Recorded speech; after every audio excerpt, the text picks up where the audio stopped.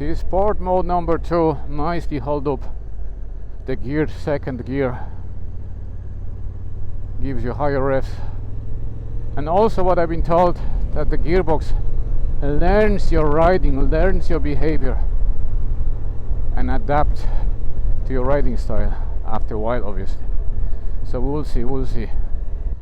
So far 12 kilometers done. Everything seems so fine, so okay. Let me just avoid the traffic. That was another Africa Twin. Very soon I will get used to the weight, size. Soon when I break in this motorcycle. Very close to 20 kilometers done. So takes a while before even the tire scrubs.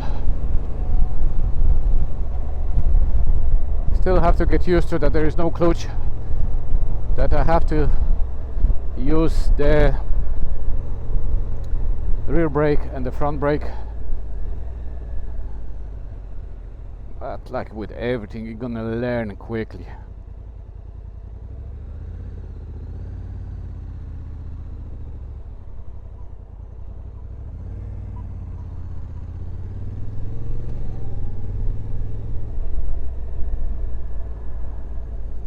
Everything has to break in inside the engine, because I can feel even the gears still pop in kind of harsh.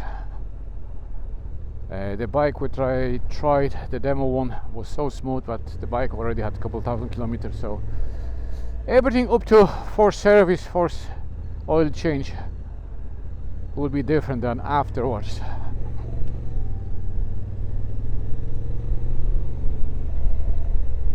But the riding position, it is more mellow, more kind of relaxed. With this bike, it's not, the things are not about the speed, just relaxing, riding from A to B, 18 miles. As for Honda, I asked what the story with the TFT screen, because previous models suffer with the TFT problems. The dealer promised me that apparently it's a fixed problem. Problem doesn't exist with 2024 models, and even if I'm fully covered, because Honda extends warranty on TFT screens up to 10 years. So yeah, like I said, home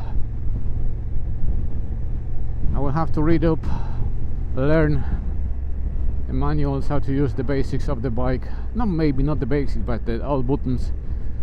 Definitely try to connect Bluetooth, CarPlay or Android Auto, because I don't want to have a cable connection.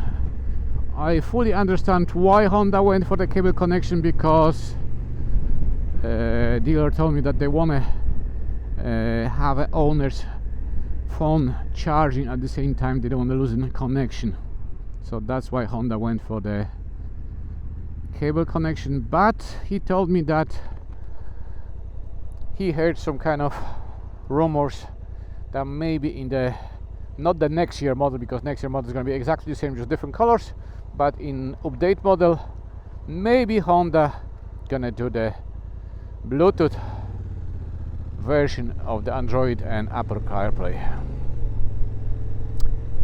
In general, he told me Honda is very slow, very kind of take time with all the updates and changes, so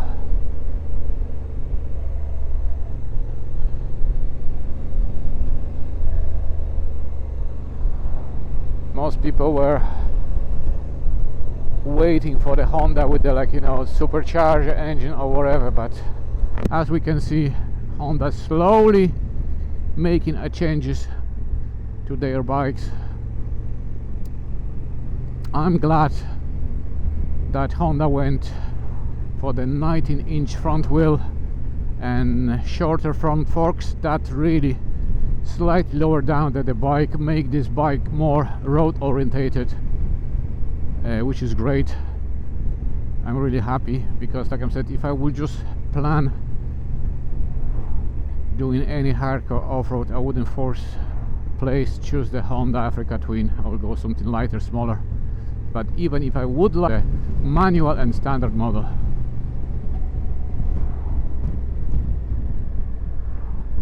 so compared to 23 model, definitely I can tell you, you can feel the difference. The whole bike sitting lower. The screen is definitely lower because the bike is lower, because the lower suspension is smaller wheel. With a 21-inch wheel, I had the screen on my eye level. This is definitely below my eye level. The center of gravity is lower. Like, definitely, I'm not gonna lie, the bike is still big and heavy, and definitely when you go just approach this bike, you're gonna feel intimidated. So, but don't be scared. It's really okay. So those changes definitely improve the riding experience with this motorcycle. It definitely becomes more focus orientated bike.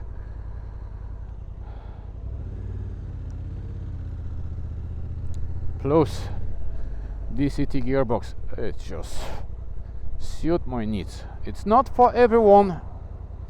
You have to try yourself, but believe me, try it, give it yourself chance, give it the DCT gearbox chance to prove it itself, prove it to you, and you should be happy.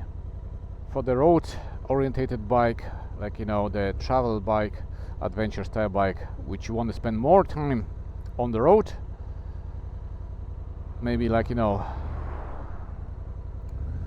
some third party roads, not necessarily, like, you know, I'm not talking about the motorways or anything like that, but, like, you know, back roads, mountain roads, DCT completely makes sense for me.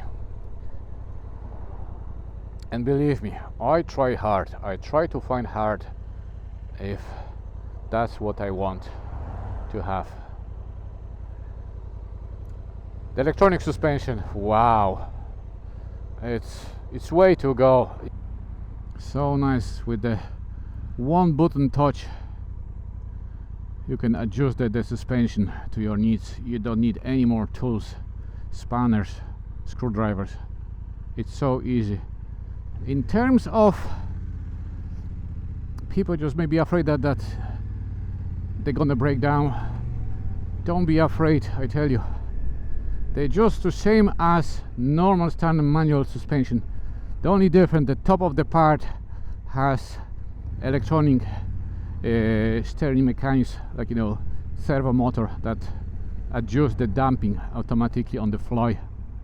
So that's the only difference.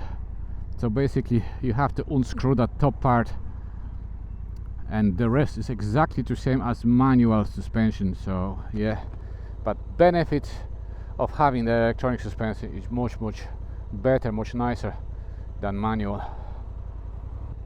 Because as you can see, this bike, big heavy adventure bike, there's no problem handling, driving with the traffic, around the traffic, avoid the cars. Maybe you can more be careful if you will have a panniers, but at it is at the moment, there is absolutely no problem.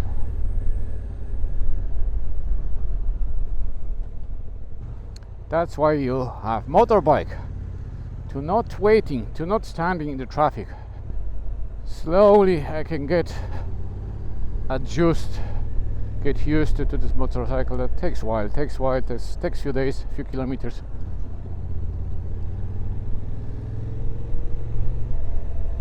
Maybe day after day I will just slowly less thinking about my triple and enjoy this one.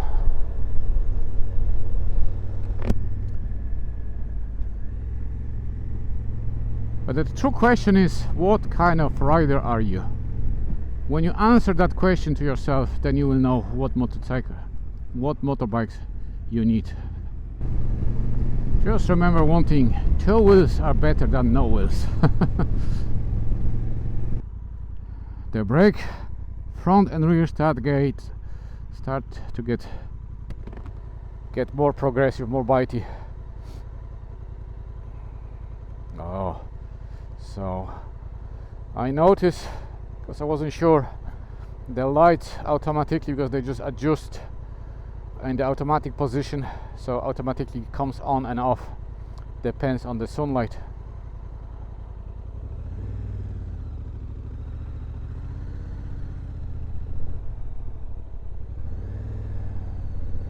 Because I wasn't sure what that green icon was before, then didn't pay attention what does it mean, but it's popping on and off, so depends all of your lighting condition. Heated grips as standard on Adventure Sport. I'm not sure about the standard version, but on Adventure Sport, like I said, standard, quite warm, much warmer than Triumph, and they have 5 of 6 different heating position. Triumph had only 3. On the most warmest position, Triumph were okay, wasn't super hot, but definitely warm up your hands. With this one I tried, and they're really hot. Electronic suspension, Adventure Sport, like I said, as standard.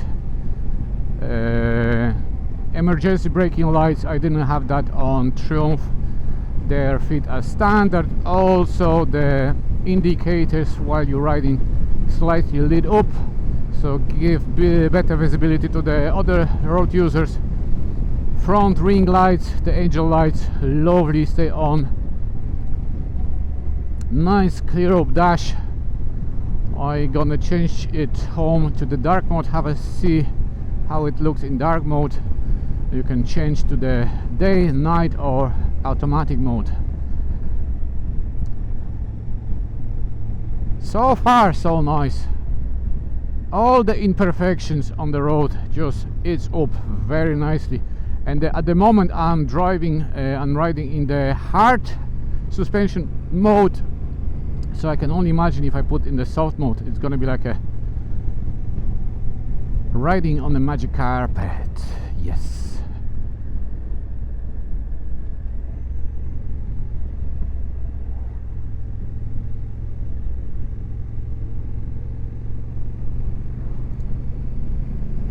Every kilometer scrub in the tires, slowly.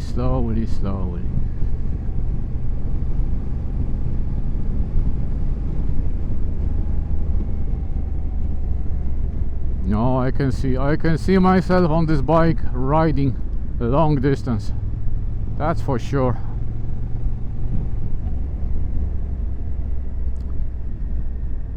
Some people complain about a bit lack of power. It's only 100, I think so, 2 brake horsepowers, 112 Newton meters of torque. Yes, it's very torquey from the bottom, it just pulls from the bottom. I wouldn't mind if that bike will have slightly more horsepower. Give me more, take any time. But as it is at the moment, it's okay. It does the job. Like, you know, it's not a sport bike. Changing modes of this motorcycle doesn't change the power. What I've been told, the changing behavior of the suspension,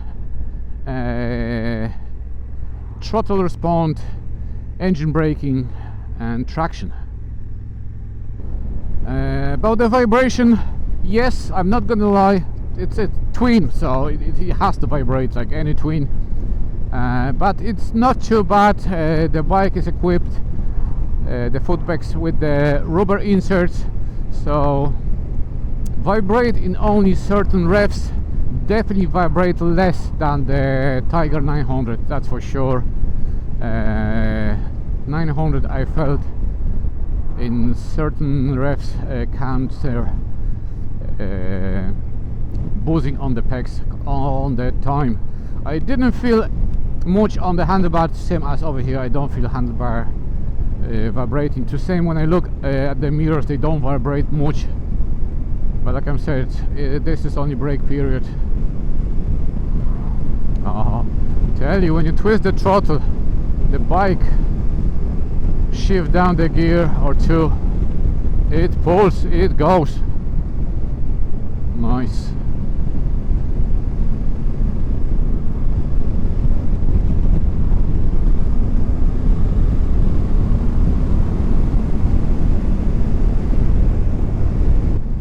The seat, it depends how soft is your bum. So far it's okay, like, you know,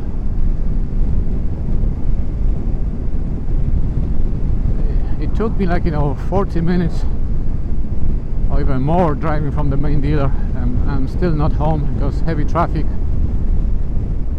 About 32 kilometers at the moment. So far it's okay, but I can't speak for everybody. Maybe somebody has a softer bum, maybe not as soft as you think. Like, I didn't complain about the Triumph seat.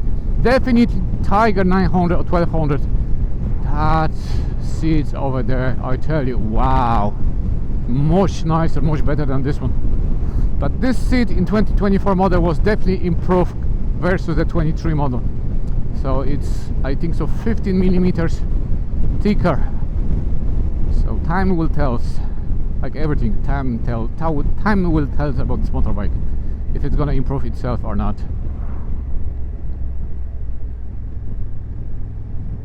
What I like, harder you brake, the bike quicker change down the gears. So that's nice. Like I said, you're always gonna be in the right gear when you have to overtake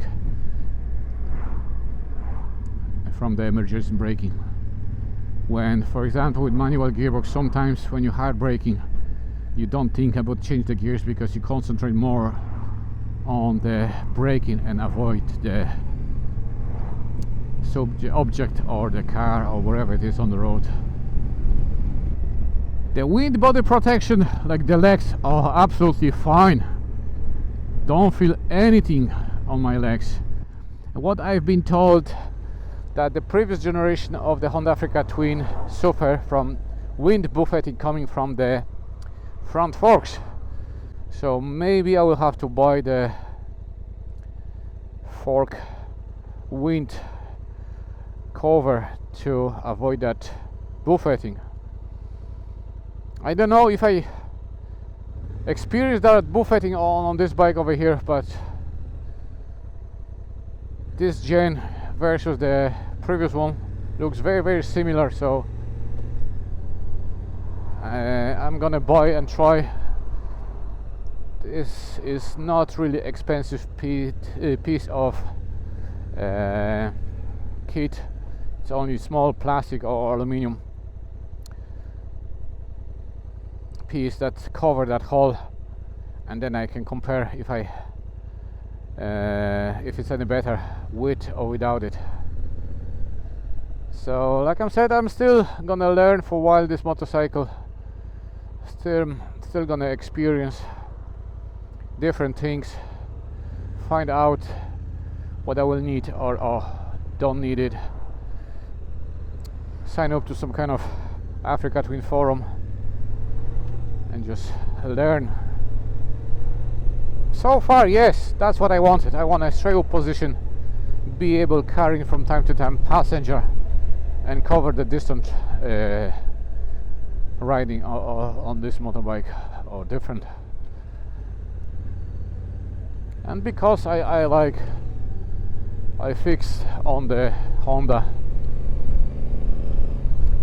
Triumph missed the chance to sell me the 900 or 1200. Their problem. I don't regret it, but I tell you, 900, 1200 great bikes. To be honest, for some reason I like more. The 900 was lighter, more nimble, but smaller. So if you plan long touring, 2 passengers up and luggage, maybe 900 will be a bit too small for you. 1200, yes, but at the same time 1200 felt much top heavier than this one. Weight wise, too same. Didn't offer automatic gearbox, but has keyless system fitted. Also 1200 offer electronic suspension, where the 900 didn't have that feature. And like I said, 900 Rally Pro was more expensive than standard Africa Twin with electronic suspension and quick shifter, so that's why I decided to go for the Africa Twin. So yes, I'm back home. That's your new home beauty. Really enjoy, really like that matte black. I tell you, in person looks completely different. There's so many tricolors, but for some reason, first time when I see this in person, I said yes, I'm gonna take it. Next year it's gonna be iridium gray, and if I had to choose between iridium gray and the tricolor, definitely go for the tricolor. But with the matte black and tricolor, I like the matte black. So that's it. Stay tuned, ride safe, enjoy your ride. See you next video, okay? It's gonna be loads of different things on the channel. See you, bye.